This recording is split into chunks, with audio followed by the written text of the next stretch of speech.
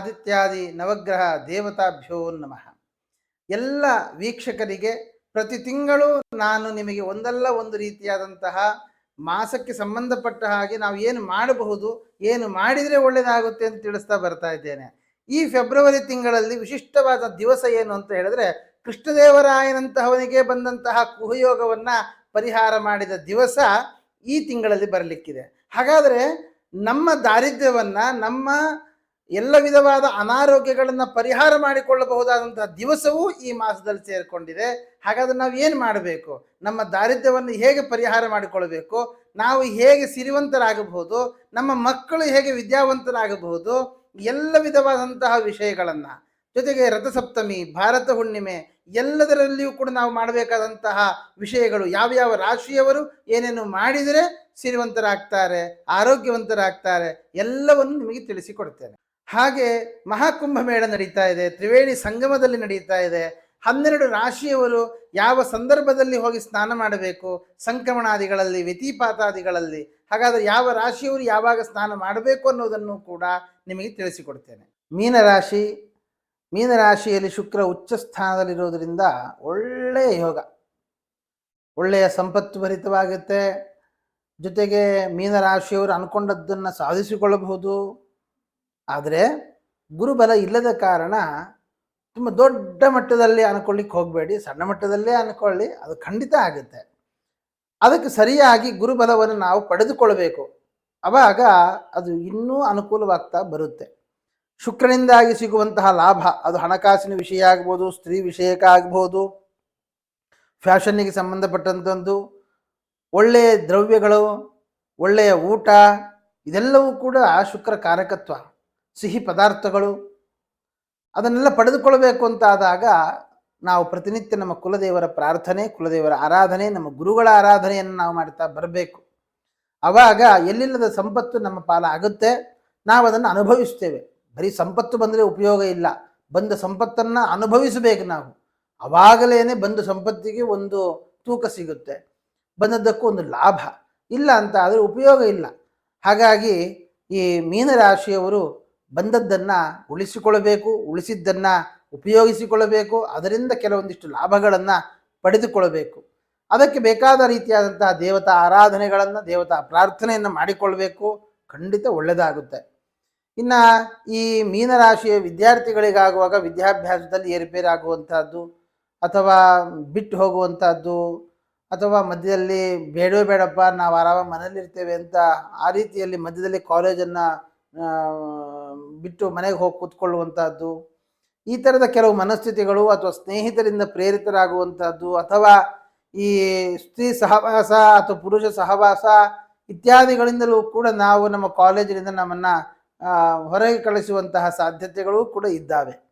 ಆದ್ದರಿಂದ ನಾವು ಯಾರನ್ನೇ ಇಷ್ಟಪಡಬಹುದು, ಅವರನ್ನೇ ನಾವು ಮದುವೆ ಮಾಡಿಕೊಳ್ಳಬಹುದು, ಹಾಗೆ ನಮ್ಮ ಜೀವನವನ್ನು ನಾವು ಹಾಳು ಮಾಡಿಕೊಳ್ಳಬಾರದು. ಆದ್ದರಿಂದ ಇಷ್ಟಪಡುವಂತಹದ್ದು ನಿಮಗೆ ಎಷ್ಟು ಹಕ್ಕಿದೆಯೋ ಅಷ್ಟೇ ಹಕ್ಕು ನಿಮ್ಮ ಜೀವನವನ್ನು ಸರಿಪಡಿಸಿಕೊಳ್ಳುವುದರಲ್ಲೂ ಇದೆ. ಹಾಗಾಗಿ ತಂದೆ ತಾಯಿಗಳಿಗೆ ಇಷ್ಟವಾಗುವ ಹಾಗೆ ಬದುಕುವುದು ಕೂಡ ನಮ್ಮ ಒಂದು ಹಕ್ಕಾಗಿದೆ. ಆ ರೀತಿಯಾಗಿ ನೀವು ಮೀನರಾಶಿಯವರು ಒಳ್ಳೆಯ ಥರ ಪ್ರಯತ್ನವನ್ನು ಮಾಡಿ, ಖಂಡಿತ ಒಳ್ಳೆಯದಾಗುತ್ತೆ. ನಿಮ್ಮ ಜೀವನವನ್ನು ಸರಿಪಡಿಸಿಕೊಳ್ಳಿ. ಜೊತೆಗೆ ವಿಶೇಷ ವಿದ್ಯಾಭ್ಯಾಸಕ್ಕೆ ಹೋಗಬೇಕು ಅನ್ನುವಂಥವರು ನೋಡುವಾಗ ಹೊರದೇಶದ ಪ್ರಯಾಣ ಇತ್ಯಾದಿಗಳು ಸ್ವಲ್ಪ ಕಷ್ಟ, ಅದಕ್ಕೆ ತಕ್ಕ ಪ್ರಯತ್ನ ಮಾಡಬೇಕಾಗತ್ತೆ. ಜೊತೆಗೆ ಇನ್ಫ್ಲೂಯೆನ್ಸು, ಹಣ ಇತ್ಯಾದಿಗಳನ್ನು ಉಪಯೋಗಿಸಿಕೊಳ್ಬೇಕಾಗತ್ತೆ. ಆದರೂ ಅಷ್ಟು ಸಮಂಜಸವಾಗಿ ಆಗುತ್ತೆ ಅಂತ ಕಾಣಿಸ್ತಾ ಇಲ್ಲ.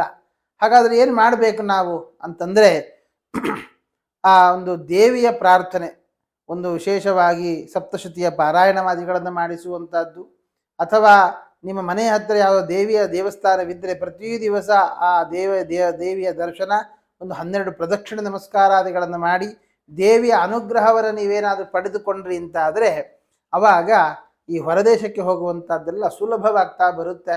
ಆವಾಗ ಇಷ್ಟಪಟ್ಟ ಹುಡುಗರ ಜೊತೆಗೆ ಸಂತೋಷವಾಗಿ ಇದ್ದುಕೊಂಡು, ಜೊತೆಗೆ ಮನೆಯಲ್ಲಿ ಸಂತೋಷವಾಗಿ ಇರುವಂಥದ್ದು, ಇದೆಲ್ಲವೂ ಕೂಡ ಒದಗಿ ಬರುತ್ತೆ. ವಿದ್ಯಾಭ್ಯಾಸವೂ ಚೆನ್ನಾಗಿ ಆಗುತ್ತೆ. ಹಾಗಾಗಿ ಅದಕ್ಕೆ ತಕ್ಕ ಮನಸ್ಸನ್ನು ನಾವು ಪ್ರಿಪೇರ್ ಮಾಡಿಕೊಳ್ಳುವಂಥದ್ದು, ಅದಕ್ಕೆ ತಕ್ಕ ಹಾಗೆ ಬೆಳಗಿನ ಕಾಲದಲ್ಲಿ ಎದ್ದು ಪ್ರಾಣಾಯಾಮ, ಯೋಗ ಇತ್ಯಾದಿಗಳನ್ನು ಕೂಡ ಮನಸ್ಸನ್ನು ಸ್ಟ್ರಾಂಗ್ ಮಾಡಿಕೊಳ್ಳುವ ಕೆಲಸಾದಿಗಳನ್ನು ಮಾಡಿಕೊಳ್ಳಬೇಕು. ವಿದ್ಯಾಭ್ಯಾಸದ ಬಗ್ಗೆ ಆಯಿತು. ಆದರೆ ಆರೋಗ್ಯದ ಬಗ್ಗೆ ನಾವು ಗಮನಿಸುವಾಗ ಪಿತ್ತಾಂಶ ಜಾಸ್ತಿಯಾಗಿ ದೇಹದಲ್ಲಿ ಪಿತ್ತಾಂಶ ಜಾಸ್ತಿಯಾಗಿ ತಲೆ ಸುತ್ತು ಬರುವಂತಹದ್ದಾಗಲಿ ಅಥವಾ ವಾಮಿಟಿಂಗ್ ಸೆನ್ಸೇಷನ್ ಜಾಸ್ತಿ ಆಗುವಂತಹದ್ದು ಅಥವಾ ಹೊಟ್ಟೆ ತೊಳಿಸುವಂತಹದ್ದು ಈ ರೀತಿಯಾದಂತಹ ಕೆಲವು ಸಮಸ್ಯೆಗಳು ಎದುರಾಗುತ್ತೆ. ಪಿತ್ತೋಷ್ಣ ಜ್ವರ ತಾಪ ದೇಹ ಪತನ ಅಪಸ್ಮಾರ ಹೃತ್ ಕ್ರೋಡಜ ಹೃತ್ ಕ್ರೋಡಜ ಎದೆ ಉರಿ ಎದೆ ನೋವು ಎದೆ ಚುಚ್ಚೋದು ಈ ಥರದಲ್ಲಿ ಗ್ಯಾಸ್ಟ್ರಿಕ್ ಇತ್ಯಾದಿಗಳೆಲ್ಲ ಆದಾಗ ಆಗುವಂತಹ ಸಮಸ್ಯೆಗಳು. ಹಾಗಾಗಿ ಸರಿಯಾದ ಸಮಯಕ್ಕೆ ತಿಂಡಿ, ಸರಿಯಾದ ಸಮಯಕ್ಕೆ ಊಟ, ಸರಿಯಾದ ಸಮಯಕ್ಕೆ ಓದು ಇದೆಲ್ಲವೂ ಕೂಡ ಬಹಳ ಮುಖ್ಯವಾಗಿರುತ್ತೆ ಮೀನರಾಶಿಯವರಿಗೆ. ಇನ್ನು ಸಪ್ತಮದಲ್ಲಿ ಕೇತುವಿನ ಯೋಗ, ಸಪ್ತಮಾಧಿಪತಿಯಾದ ಬುಧ ಲಾಭದಲ್ಲಿರುವುದರಿಂದಾಗಿ ನಾನು ಆಗಲೇ ಹೇಳಿದೆ ಇಷ್ಟಪಟ್ಟವರಿಗೆ ಒಳ್ಳೆಯ ಕಾಲ, ಮದುವೆ ಆಗುವಂತಹ ಕಾಲ ಇದೆಲ್ಲವೂ ಚೆನ್ನಾಗಿದೆ. ಇನ್ನು ದೊಡ್ಡವರು ಕೂಡ ನೋಡಿ ಮದುವೆ ಮಾಡಿಕೊಳ್ಳುವಂತಹ ಸಾಧ್ಯತೆಗಳೂ ಕೂಡ ಇದ್ದಾವೆ, ಏನು ತೊಂದರೆ ಇಲ್ಲ. ವಿವಾಹದ ವಿಷಯದಲ್ಲಿ ಅನೇಕ ಅನುಕೂಲಗಳು ಮೀನರಾಶಿಯವರಿಗೆ ಕಂಡು ಬರ್ತಾ ಇದೆ.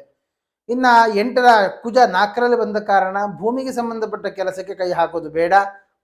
ಹೊಸ ವಾಹನ ಕೊಂಡುಕೊಳ್ಳಿಕ್ಕೋಸ್ಕರವಾಗಿ ಹೋಗುವುದು ಅಂತಾದರೆ ನಿಮಗೆ ಅನುಕೂಲವಾದ ದಿವಸ ಡೆಲಿವರಿ ತಗೊಳ್ಳುವಂತಹ ಕೆಲಸ ಮಾಡಿ. ಹೊಸದಾಗಿ ಇವತ್ತೇ ಹೋಗಿ ನಾವು ಮಾಡ್ತೀವಿ ಅಂತಂದರೆ ಬೇಡ.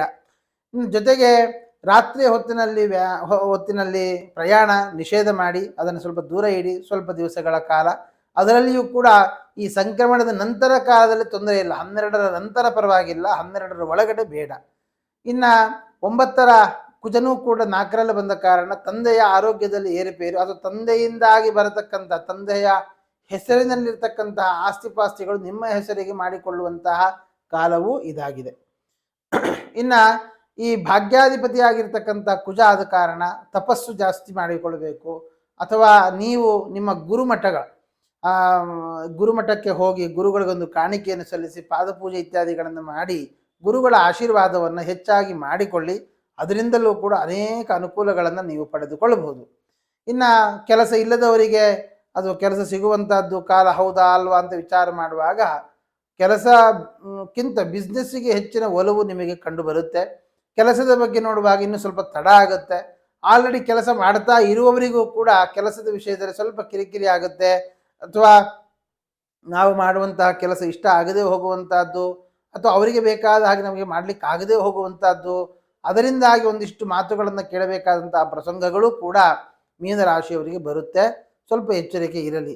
ಹಾಗಾದರೆ ಆ ಕೆಲಸಕ್ಕೆ ಸಂಬಂಧಪಟ್ಟ ಪರಿಹಾರಗಳನ್ನು ನಾನು ಏನು ಮಾಡಬೇಕು ಅಂತ ಎಂದರೆ, ನೀವು ಪ್ರತಿ ದಿವಸ ಒಂದು ದುರ್ಗಾದೇವಿಗೆ ಸಂಬಂಧಪಟ್ಟ ಹಾಗೆ ಶ್ರೀ ದುರ್ಗಾಯ ನಮಃ ಅನ್ನುವ ಮಂತ್ರವನ್ನು ಜಪಿಸುವಂತಹದ್ದು, ಅಥವಾ ನಿಮಗೆ ದುರ್ಗಾ ಮೂಲ ಮಂತ್ರದ ಉಪದೇಶ ಏನಾದರೂ ಗುರುಗಳು ಕೊಟ್ಟಿದ್ದರೆ ಆ ಮಂತ್ರವನ್ನು ಹೆಚ್ಚು ಮಾಡಿ. ಪ್ರತಿ ದಿವಸ 108 ಮಾಡುತ್ತಿದ್ದರೆ 1008 ಮಾಡಿ, 10 ಮಾಡುತ್ತಿದ್ದರೆ 108 ಮಾಡಿ.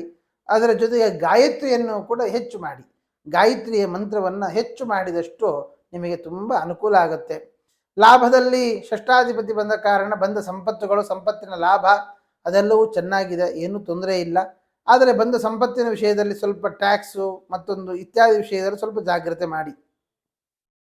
12ರಲ್ಲಿ ಚಂದ್ರ ಶನಿಗಳ ಯೋಗ, ಮಾನಸಿಕವಾಗಿರ್ತಕ್ಕಂತಹ ದುಃಖ, ಮನೋವೇದನೆ ಇತ್ಯಾದಿಗಳೆಲ್ಲ ಸಂತಾನದ ವಿಷಯಕವಾಗಿ, ಸಂತಾನ ಆಗದೇ ಇರುವುದು ಒಂದು ಕಾರಣ ಆಗಿರ್ಬೋದು, ಅಥವಾ ಸಂತಾನ ಆದಮೇಲೆ ಮಕ್ಕಳು ಸರಿಯಾಗಿಲ್ವಲ್ಲ ಅನ್ನೋದು ಕಾರಣ, ಅಥವಾ ಮಕ್ಕಳು ನಮ್ಮನ್ನು ನೋಡ್ತಾ ಇಲ್ವಲ್ಲ ಅನ್ನೋದು ಒಂದು ಕಾರಣ. ಒಟ್ಟಲ್ಲಿ ಮಕ್ಕಳಿಗೆ ಸಂಬಂಧಪಟ್ಟ ಹಾಗೆ ಕೆಲವೊಂದಿಷ್ಟು ದುಃಖಗಳನ್ನು ಮೀನರಾಶಿಯವರು ಅನುಭವಿಸಬೇಕಾಗತ್ತೆ. ಹಾಗಾಗಿ ದೇವರೇ ಶರಣು ಅನ್ನುವಂಥವರಿಗೆ ವಿಶೇಷವಾಗಿ ದೇವರ ಪ್ರಾರ್ಥನೆಯನ್ನು ಮಾಡ್ತಾ ಬನ್ನಿ. ಅದರಲ್ಲಿಯೂ ಕೂಡ ವಸಂತ ಪಂಚಮಿ, ಭೀಷ್ಮಾಷ್ಟಮಿ, ರಥಸಪ್ತಮಿ ಇದೆಲ್ಲವೂ ಕೂಡ ಈ ಮಾಸದಲ್ಲಿ ಇರುವಂತಹದ್ದು. ಯಾರಿಗೆ ಈ ಥರದಲ್ಲಿ ದುಃಖ ಇದೆ ಮಕ್ಕಳ ವಿಷಯದಲ್ಲಿ ಅಂತಹವರು ಭೀಷ್ಮಾಷ್ಟಮಿಯ ದಿವಸ ಭೀಷ್ಮನಿಗೆ ಅರ್ಘ್ಯ ಕೊಡುವಂಥದ್ದು. ಪ್ರತಿಯೊಬ್ಬರೂ ಕೂಡ ಅರ್ಘ್ಯವನ್ನು ಕೊಡಲೇಬೇಕು ಭೀಷ್ಮರಿಗೆ. ಬ್ರಹ್ಮಚಾರಿಗಳಾಗಲಿ ಗೃಹಸ್ಥರಾಗಲಿ ಎಲ್ಲರೂ ಕೂಡ ಕೊಡಬೇಕು. ಇದರ ಬಗ್ಗೆ ನಾನು ತುಂಬ ಹಿಂದೆ ಹೇಳಿದ್ದೇನೆ, ಆಯಿತಾ. ಆದ್ದರಿಂದ ಅದನ್ನು ನೋಡಿಕೊಂಡು ಯಾವ ರೀತಿಯಲ್ಲಿ ಅರ್ಘ್ಯ ಕೊಡಬೇಕು, ಯಾವ ಮಂತ್ರವನ್ನು ಹೇಳಿ ಅರ್ಘ್ಯ ಕೊಡಬೇಕು ಅಂತ ನೋಡಿಕೊಂಡು ಆ ಮಂತ್ರಗಳ ಉಚ್ಚಾರಣೆ ಮಾಡ್ತಾ ಅರ್ಘ್ಯ ಪ್ರದಾನಾದಿಗಳನ್ನು ಮಾಡ್ತಾ ಬನ್ನಿ. ಮೀನರಾಶಿಯವರಿಗೆ ಅನುಕೂಲವಾಗುತ್ತೆ. ಜೊತೆಗೆ ಶಿವರಾತ್ರಿಯ ದಿವಸ ಆ ರುದ್ರದೇವರ ದೇವಸ್ಥಾನಕ್ಕೆ ಹೋಗಿ ಶಿವಪಂಚಾಕ್ಷರಿಯ ಮಂತ್ರದ ಜಪವನ್ನು ಮಾಡುವುದರಿಂದ ಅನೇಕ ಅನುಕೂಲಗಳನ್ನು ಮೀನರಾಶಿಯವರು ಪಡೆದುಕೊಳ್ಳಬಹುದು ಅಂತ ಹೇಳ್ತಾ ಶ್ರೀಕೃಷ್ಣಾರ್ಪಣಮಸ್ತು.